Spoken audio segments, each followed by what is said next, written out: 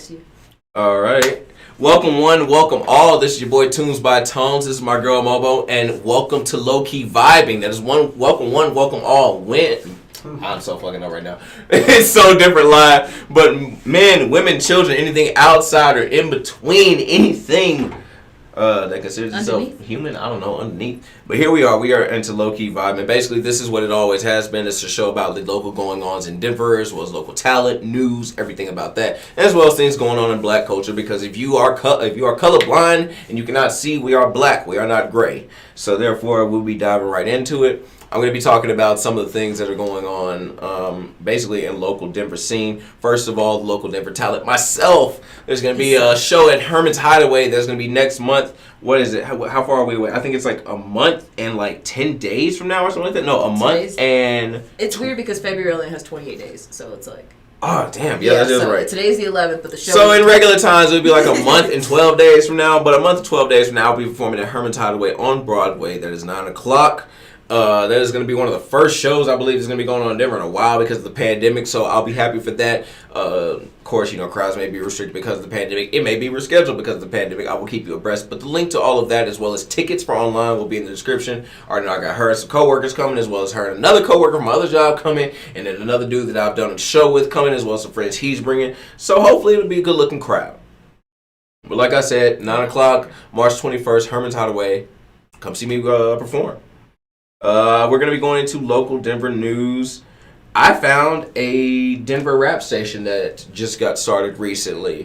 104.7 The Drop is the people station for R&B and hip-hop. Not a very creative slogan, but hey, it's Denver's first rap station, so I got to give them props where props is due. It's great that you do know about it, because you don't personally listen to the radio that much. I know. I feel like I listen to... Well, you work at... I work for a radio station. I'm forced to listen to the radio at all times. I mean, in the car in your free time, you don't just get to scroll through like I do and just find songs that I like and then listen to that. You are forced to listen to one certain thing while you're at work. Mm-hmm. So it's nice that we have this. So if you ever I don't know, there's the one chance you forget your phone instead of... I see what you're saying, though. I see what you're saying. But basically, I discovered that this is 104.7. They do play, a lot of classic black music and a little bit of modern black music as well. I haven't heard a lot of local on there, which is more of what I tuned into it to see whenever I was driving home from work at my job at the radio station today. But I will be tuning in more to that because, like I said, I do like to see, more like black culture coming into Denver, because as far as I'm concerned, there's not a whole lot of rap culture and black hip hop culture in Denver. I think there's more white rappers out here than there is black rappers, if we're being... I'm looking at Kyle right now because I think he's nodding in confirmation. There's more white rappers in Denver than there is black rappers, which is not a problem. White people can do rap as well, but it would be like whenever you see a black country artist, you're like, that's new. It's not like that's classic. Whenever you It's funny that you say that because our roommate earlier today, and I noticed that you didn't watch it, sent us a video of some French dudes rapping, and it's very Chicago-esque because he's throwing lots of gang signs. I couldn't tell you what half of that means, but white people can do it too. French people can do it too. I'm not gonna judge on that because he could be saying baguettes, croissants, and I don't know. I think that would come through. I don't think you would need a translator for baguettes, croissants. I think it's a little. I'm just saying I don't know the context of what he's saying, so I don't know if I can jive with it. That's what I said. I'm just saying all kinds can do it. All kinds are welcome here. All right, but back to what I was saying. I'm looking at the host here for the radio station, and it's loading a little bit, but looks like all four of them black. There's Unique the Drop. I heard a little bit of somebody today on the oldest station. I believe it was Bella Scratch or America. That's what that says. America Jones. But I know I heard one of them talking today on the oldies station about some of what they like. And they actually everything that they played I knew upon hearing it. So like I said, 104.7 The Drop. Tune into that if you are in the Denver area. It is KUVO, Community Culture Music. They apparently also have a jazz station, and there's also a local station called Denver Open Media, which I'm going to probably start checking out, maybe submitting my music to, because apparently they play looks like a lot of local stuff as well. So, in other local news, the Belmar Shopping Complex, where we're currently doing this live podcast and all this greatness right here, it's under foreclosure. So, It says apparently they owe 108 million on a 111 million loan. I didn't read that part before now, but now that I'm reading it, I'm like, damn. 108 out of 111. Do you see my problem? Damn. This is like, why do all the places that we love, why does this happen? Because the same thing happened to Playtime Pizza. The same thing I did like the tavern. Yeah, one day you roll up and they're like, yeah, we're closing because we don't pay our taxes. Why not? I'm here every Sunday. No, this is like loan. This is default on the. How do you get this far back? They're like, sir. No, this is like my 600-pound life. Like one day you just look up and you're like, damn, I can't see my ankles. No, they don't. Like that's just not my 600-pound life. That's entirely you being fat and eating and shit. This is entirely like a legal contractual obligation. How did you let them get this far along? That's like, bro, if some dude done owed you $100 for 3 years. And that is over the course of 3 different times you giving him money. And he come to you, he like, bro, I promise you this time I got you back. Why the hell would you continue to loan him money? Why do you like, that's literally what this is. $3 million? That's like girls in bad relationships. That's like girls that are like, yeah, I mean, he sent me to the hospital and I went to stay with my mom and I won't do it again. So I'm moving back in with him. It's like, bitch, that's the same breath. Okay, just that they're saying that the tenants couldn't pay. The tenants couldn't pay rents and landlords couldn't pay mortgages. I'm assuming due to COVID. And they said that surprise. Well, one, let's just look at it for the facts. We're in this area, and I'll admit it's a nice area, but I can tell you just from looking at it, it's damn overpriced. For like the area that it's in, like these shops and stuff, like just staying in business for a restaurant, you think profit margins are small for restaurants now? We literally did commercials for places in this shopping center while we were going to school here, and we never shopped in this shopping center. Like, I think everyone in the class, I don't know any person that actually was like, yeah, I actually go to that place all the time. Like, no. We made commercials for it, but then we go other places. They got $175 vapes or they did have them at the vape shop that was over there, like last year. That's a no. Yeah, that's no for me. But you have nothing to offer me. But like, I mean, apparently that is, COVID plus the fact that it's probably overpriced as well as probably what led to the closing down of it. My question is like, are the businesses going to go out of are they going to shut down all these businesses? I highly doubt it. If a business is here making money, such as I don't know. But that's difficult because there aren't a lot of like. There used to be that one art place that was like a personally owned thing. A lot of other places here, there were like Foot Locker, Victoria's Secret. It doesn't matter if you shut one of those down. So like it might not be that big of a deal because they're like I said, shut it's down like the whole thing. Yeah, like there's like Jamba Juice, Foot Locker, like there's a liquor store or whatever. But those are big places that like 600 thousands of them exist. So what you're saying is the local businesses will probably just go out of business because of lack of money, and then the big corporations they'll probably be like, screw it, we're just not just going to pay. Or move location money. Because I mean, but here's the thing. I'm thinking like Target's probably not going to go anywhere.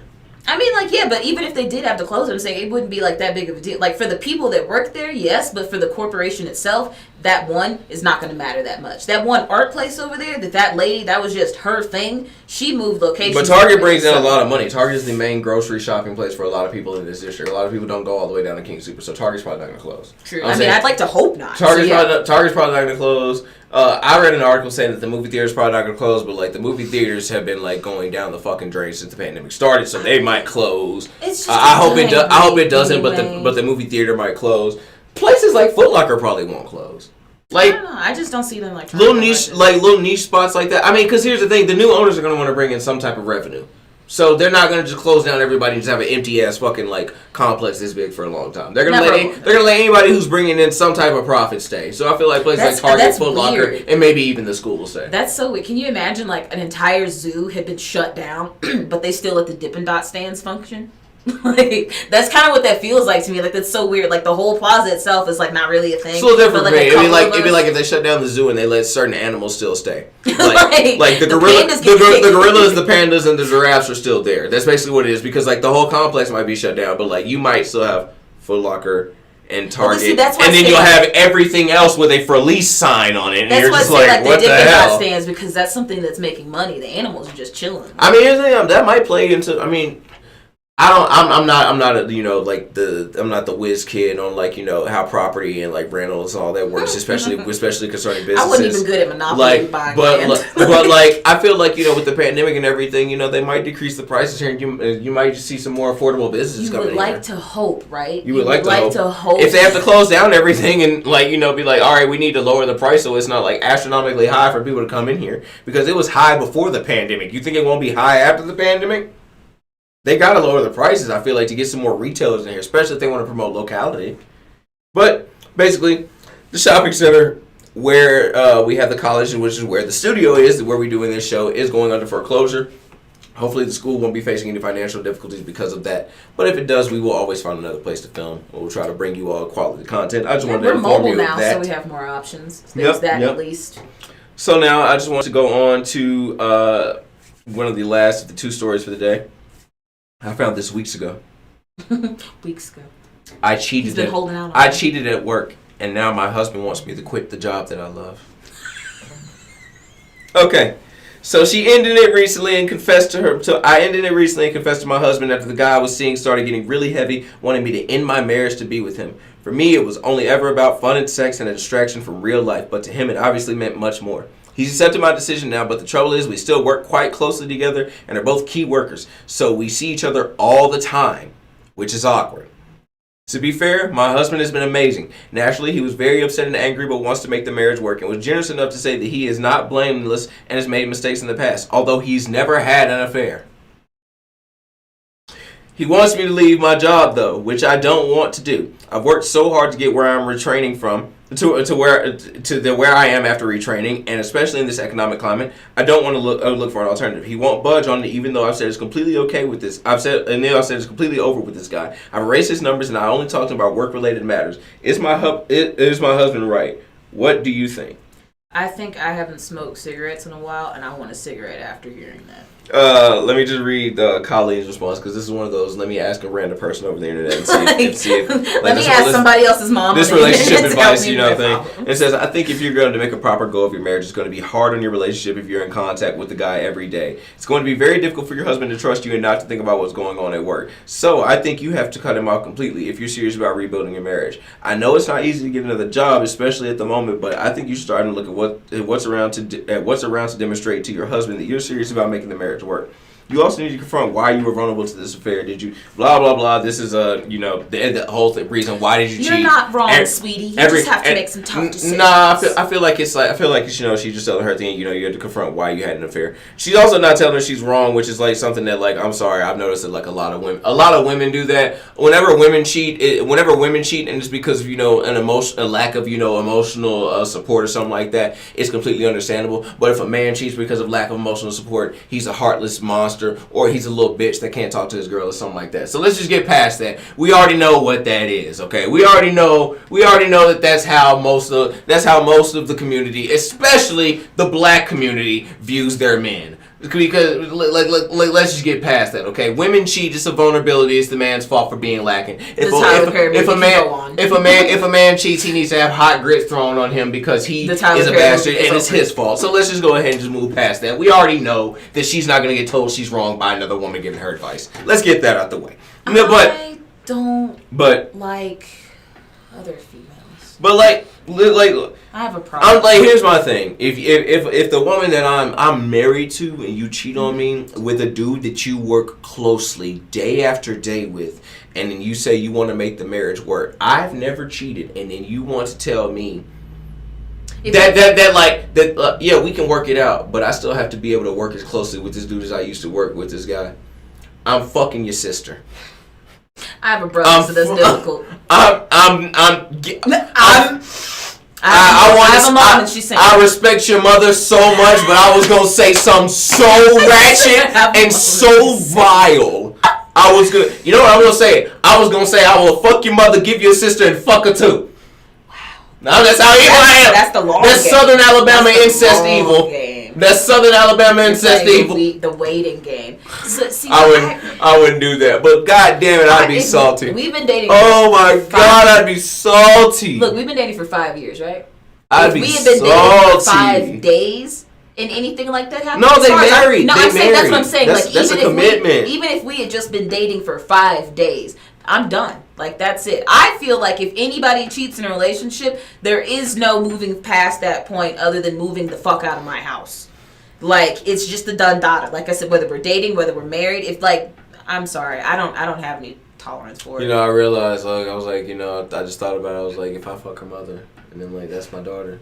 That's why I said that's some Alabama and shit. So again, I'm gonna reiterate and say I wouldn't do that. That's a joke. But goddamn it, I do some wild shit. It was a bad joke. It was a joke. I didn't think about the joke at the time because I'm permanently high. I mean, you know, let's just be honest. I'm permanently high. I think it's also just my thoughts take a little while to connect. You know, especially when we're doing live podcasts. You know. So I can't just be like, hey, cut that out. I just want to nip that in the bud. It's like I'm just gonna. I can't even ask him to edit that out because it's live now. Like, you know, he ain't got to worry about that no more. So I'm just dumb. You just close your own eyes and pretend like you retracted the last 15 seconds. Oh no, I don't retract shit. I will apologize for like my legitimate wrongs, but I don't retract shit. I said what I said. But like I said, that's not okay with me. I don't condone any of that. There's consequences to the mistakes that you make, and if your mistake is cheating with somebody that you work with every day, you're gonna have to stop seeing that person. Are you married to? No, allow that to but just be like, okay, I can work with you through this. No. Here's my thing. Like, flip the script. Flip the genders. Flip the genders. It be so many fucking females out here talking about, no, he can't work with her no more. Telling you to cut he can't work with her no more. You should have divorced him in the first place. I don't even know why you with him. That's what I said. Whenever females cheat, it's the man's fault. Whenever a man cheats, it's the man's fault. Either way, it doesn't matter. I just wanted to tell you the story because I was like, I've been saving this week just to show you how fucking ridiculous this story is, and just why are you even asking for marriage advice on this? Why are you even asking for advice on this? I'm completely over it. Is he like? If it happened to you, I guarantee you would have doubts that he was completely over it. I guarantee you, every female in the world would be like, every time he get a little on his phone, it's her, and then whenever it really is her, and he's talking about, yeah, we just have to go, this place tomorrow to meet this person. We just have to. Oh, y'all gotta go together. To Milwaukee for like a week. It's exactly, and we'll have separate rooms because the company's paying for it. For me, it was only ever about fun and sex. Yeah, because females are the only. What's your marriage for? No, females are the only ones smart enough to only have sex for fun. For men, apparently, it's always emotional. I could have sworn it was the other way around, that females were the more emotional one. But apparently now sex with men can only be about fun, and that's it. And we're supposed to just forgive and forget because, man, this shit pisses me off so much. Like, she's out of her goddamn mind. I would have divorced. I think everybody involved is out of their mind. The minute she'd have been like, I refuse, and I'm going to continue working with this dude closely. I'm like, cool, you can refuse to work. Yeah, I was like, you can continue to work with this dude closely by your goddamn self. We can have a fucking custody battle over kids, and it's going to turn into a whole goddamn lifetime. Because that's watch stupid. Me bring that's stupidity, and that's double standard. Because there's not a damn woman that I know that would not want her man to completely cut this woman off, quit his job, switch, do whatever he got to do just to make her fucking happy, and so she can be secure. That cute. She can't be that pretty. I'm sorry. Like, I don't know who this woman is, but she's in the shit. He's accepting my decision. Her cooter's not made of gold. He's accepting my decision now. I bet you sometimes he still thinks that you might be out there fucking some other dude. I'm sorry, there's no, I don't trust you with anything after that. I can ask you if you put dinner away and you can say yes, and I'm going to guilt up and go check. I don't trust anything that comes out of your mouth. Exactly. You can say you went to work and I might follow you just to make sure. And if I have to go through that much effort to be in a relationship, I don't want to be there. If I have to check on you that much and worry about what you're doing and whether or not you're telling me the truth after something like that, and you don't even want to quit the job after I've decided I'm willing to look past it, nah, I might murder you in your sleep. I just wanted to get your opinion about that. I still can't believe I made that terrible ass joke earlier. Damn it, Kyle! We can't edit shit. I'm reeling about that. I really regret that now. I said because you are close with my mom. So it was a lot. It was a lot of rage. It was a lot of rage. And it's look, I'm used to saying wild shit. Your mom's usually just not the topic of conversation. So I was continuing to be me, but it was a lot of rage in me. I don't know. I don't know what to do with this now. What to do with this? You forgive me, but it was will the community forgive me? The internet forgives no one. Let's get that out of the way. The internet forgives no one. But I mean, I've always advertised this as kind of being a wild show, so right. You've kind of made it known from the start that you don't really care what others think. So unless apparently it's my mom. But like, here's the thing, like I would hate to become like a popping artist or something like that. And be like, that's the dude that said he fuck his daughter. Like then even if there's evidence I can post to say that I didn't say it, I have to explain. Seconds later, I said it was a joke. Seconds later, no one's gonna record that seconds after. They're gonna record the 5 seconds where I said I fucked my daughter. So then that's gonna be the only 5 seconds they can put up with YouTube, and people are gonna be like, look at that. You heard a motherfucker. What about a daughter fucker? Like, what do I do now? Have to do is say that you're from Arkansas. Kyle, why you choose live stream tonight of all nights? When I chose that I was gonna act. Did you zoom in on me? It can't be helped. I was like, did you zoom in on me? You are like. Do you have enough thing? This is a lot of words. Okay, this is just okay. Well, I'm just gonna go ahead. Like, I'm not gonna fuck my daughter. Let's just get that out of the way. I thought you were moving forward. No, I just want to rename it one way. I just want to get that out of the way. I think it's worse because it involved my mom, and you do already have your daughter's name picked out. It's because you have almost a mental image of her, so like it's hurting. Like it physically hurts. I don't normally regret jokes. That's the thing. So like I make a lot of terrible like offensive jokes all the time, and I don't regret them. This is really getting so like when I do regret a joke, it's like legitimate regret.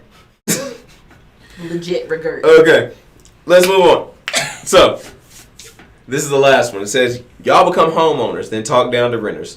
Y'all get married, and then talk down to single people.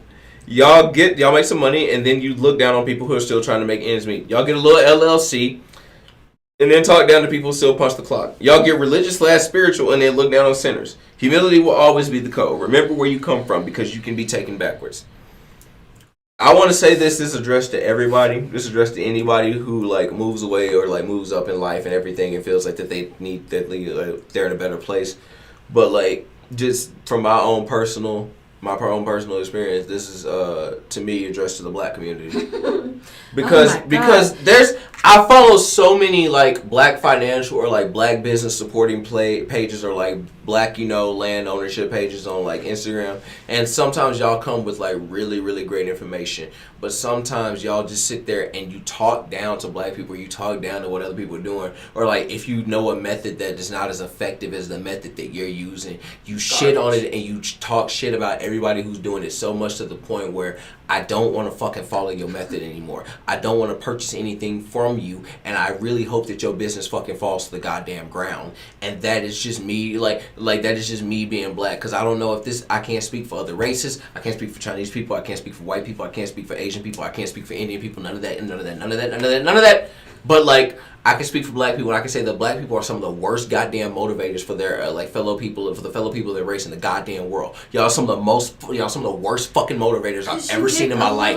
Y'all get a little bit of money and you don't fuck with black people no more. You move. I'm out the hood. I don't fuck with them broke ass niggas no more. You have to move to a gated community. And even when you say you coming back and trying to offer a way to help, it's a condescending fucking way of help. It's like, look at this stupid shit you doing, bro. Come look at what I'm doing, bro. And like, you don't want to touch anything whenever you come in. It's fucking ridiculous. It's ridiculous. Black people, like, this is one of the reasons why I feel like black people as a whole are successful, is because like whenever we look up to role models and shit like that, y'all snub us and look down at us or on certain points, and it's to the point where it's like, bro, I can't fuck with you, and then you want to be like, oh, swallow your pride and do this, and swallow your pride and do this. How about you just be respectful? Or you can't root for someone, you have to drag them down. Like, exactly. Like, how about you just be fucking respectful? Lobsters in a pot? Crabs in a barrel. Yeah, crabs in a barrel. Yeah. Why don't, lobsters in a pot? Like, black people are some of the most fucking demotivating people to their own people that I've ever had to encounter on social media and in business in the world. I was trying to talk to a dude about a nonprofit for black business,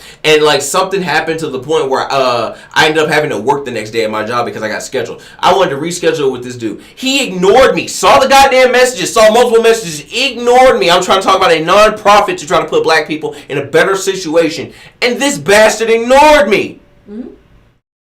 An older black dude who already has a nonprofit foundation of his own, who says that he wants to have the black community. Right. He wouldn't even sit down and have a fucking meeting with me and listen to the idea because I had to reschedule for a day later. So obviously Youngblood doesn't care about my time. Exactly. That's what the fuck I'm talking about. Like, and this ain't even me being racist. This is me speaking from my experience as a black person dealing with other black people. Some of y'all have piss poor fucking communication skills. That's why people don't buy your shit, and that's why people don't want to fuck with your business, and that's why people don't want to do deals with you. because of shit like this. And like, yes, this shit pisses me off because like as a rapper, it pisses me off that in the rap community, people like this. If you ain't gang banging, fucking putting mollies in bitches' drinks so they get fucked up and want to fuck you, or shooting a nigga, you ain't worth it. If you got two regular ass jobs and you still grinding, getting your shit, you ain't worth it. If you a one woman man, you ain't fucking worth it. If you ain't out here wearing designer shit, even if you get it offhand for way more than actual fucking cost, for that way more than actually fucking cost of the store, you ain't worth it. If you ain't out here doing drugs every fucking night, you ain't worth it. The black community is some of the fucking most motivating people to their own people, and that is one of the reasons why we are so far behind, because there's so few fucking role models that you can look up to that's not going to be a fucking piece of shit to you in the future at some point. I feel like the negative mindset is part of what also leads into like something we talked about before that was like, bro, if you eat hummus then you a little fruity, or like, you know, if you do, I feel like it is part of like the black community is part of what started shit like that, because they like to try and drag other people down, so they want to be like, oh, he did this, that means he fruity, and that's the worst thing you can be in the hood. Like, I feel like it kind of bleeds into, there's a whole lot of factors into that of just not supporting like your fellow black person in situations you should be, or even just not even letting them be on equal footing with you. Like I said, I can't get with it. It's like the reason why, like, whenever people ask like a lot of, like, whenever people be like, you know, only fuck with black people, you know, only deal with black people, only make business deals with black people. Bro, how? No, I'm not finna sit around and get disrespected by you because you did something 3 to 5 to 10 years to 15 years later to earlier than me. Just because you got your fortune on me, you need to talk down on me. Like, if I did something wrong, yes, I could take a serious and tell me, like, yeah, bro, that's the wrong way to do it. I would suggest that you do this. Or, like, you know, if you're going to do it that way, I would suggest you do this to make it better. But, like, the way that y'all come at people from your own fucking community and your own skin tone, saying you trying to like, uplift them, it's ass backwards to me, and it pisses me off. And I'm so glad that I saw this post, because I was like, finally, I'm not the only person out there that thinks that a lot of people are full of shit. And like I said, this goes for every community. But I'm speaking from my experience because I'm black, dealing with people in the black community, because I'm trying to work with people in the black community to get things done for black people. Like, I have nothing against anybody of any other race, but do you know how white people have built their wealth? Generational wealth. They open businesses, and then they have their kids work at those businesses. And those kids take money and revenues that they've earned from that business. They open either subsidiaries of that business, or like, you know, like franchise branch offs of that business, or their own business. Or they pass the land down to their children, or they pass the cars down to their children. They pass the money down to their children. They don't buy fucking chains and designer shoes and goddamn me Bathing Ape pants with a gorilla face on it for $1,200 for no fucking reason. Somebody out there probably has a designer black people, black businesses working with other black businesses, passing down the wealth to other black people. We always talk about we want to do generational fucking wealth, but we're not even doing the first preliminary steps, which is working with each other. And the first preliminary step of even working with one another is fucking communication. But y'all can't do that because you get like 5 zeros in your bank account and you think you something. Newsflash, you're fucking not. Like, you know what this means? You know what something is? You know what something is? Bill Gates, Jeff Bezos. That's something.